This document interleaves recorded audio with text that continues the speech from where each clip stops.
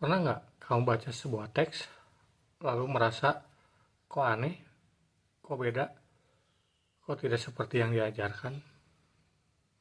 Padahal teksnya sama, yang berubah bukan kalimatnya, bukan katanya, tapi urutannya. Urutan bukan hal netral. Kita sering mengira urutan itu teknis, padahal tidak. Urutan adalah kacamata pertama yang dipakai pembaca. Apa yang dibaca dulu akan menentukan cara kita memahami semua yang datang setelahnya. Contoh Injil. Injil Markus adalah yang paling awal, pendek, kasar, dan tidak memberi penutup yang menenangkan.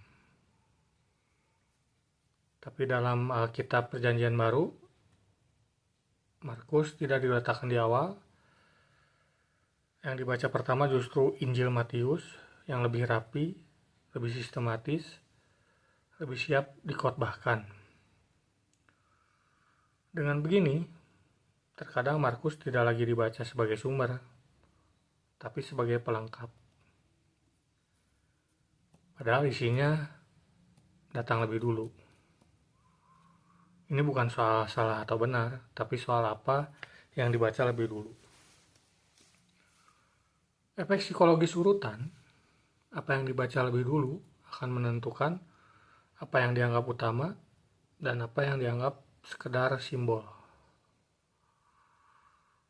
Jika seseorang membaca sistem dulu, lalu membaca sumber awal, sumber itu akan terasa kabur, puitis, kurang jelas. Bukan karena itu lemah, tapi karena itu tidak lahir untuk dibaca setelah sistem. Sebaliknya, jika sumber awal dibaca lebih dulu, semua penjelasan yang datang belakangan akan terbaca sebagai turunan pelengkap. Yang berubah bukan teksnya. Yang berubah adalah posisi kesadaran pembaca.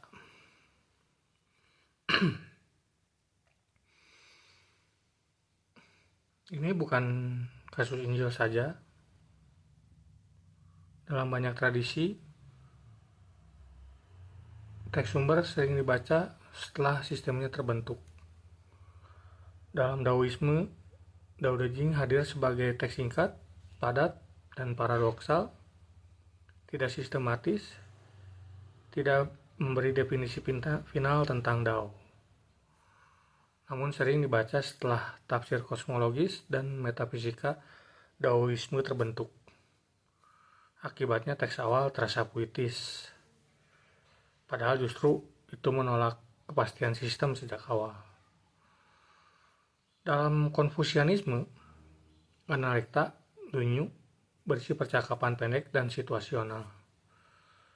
Bukan buku doktrin, namun dibaca setelah kerangka etika dan politik Konfusianisme mapan.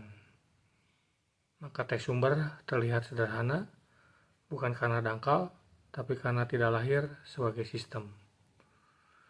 Dalam tradisi India, Upanishad lahir sebagai dialog kontemplatif yang reflektif dan sering kontradiktif.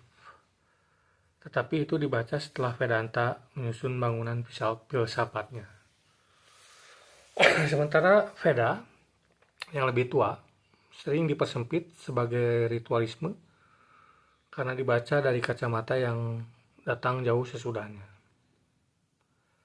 Dalam tradisi Yahudi, pola ini juga terlihat. Taurat sebagai teks tertulis dibaca melalui lapisan penafsiran yang sangat kaya, terutama Talmud. Akibatnya, bagi banyak pembaca, makna Taurat tidak hadir secara langsung, tapi melalui sistem diskusi dan hukum yang terbentuk jauh setelah teks awalnya. Sekali lagi, yang menentukan bukan teksnya, melainkan urutan dan kerangka pembacaan. Bahkan dalam tradisi Yunani kuno, pola ini tidak berbeda. Fragmen-fragmen prasokratik hadir sebagai potongan, pendek, dan aforistik, bukan sistem.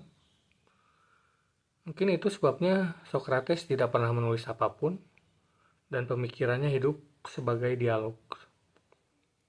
Teks awal terasa sempit dan sulit, bukan karena itu lemah, tapi karena itu tidak pernah dimaksudkan dibaca setelah sistem. Sekali lagi, yang berubah bukan teksnya, yang berubah adalah urutan kesadaran pembaca. Kenapa urutan dipindah? Karena sumber awal tidak memberi pegangan yang nyaman, tidak memberi definisi final, tidak memberi batas pasti, tidak memberi identitas kelompok yang kokoh. Dan itu berbahaya bagi sebagian manusia yang ingin kepastian. Maka solusi paling halus bukan mengubah teks, cukup ubah urutannya. Quran tidak pernah memposisikan dirinya sebagai pengganti kitab sebelumnya. Quran menyebut, membenarkan, menjaga, bukan menghapus kitab sebelumnya. Masalahnya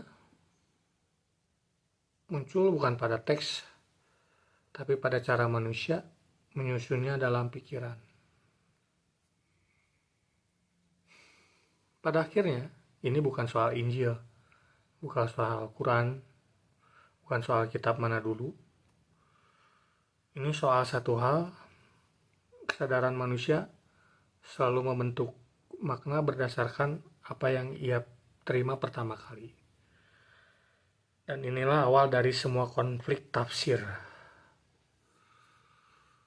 Mungkin itu sebabnya sumber awal kadang terasa mengganggu.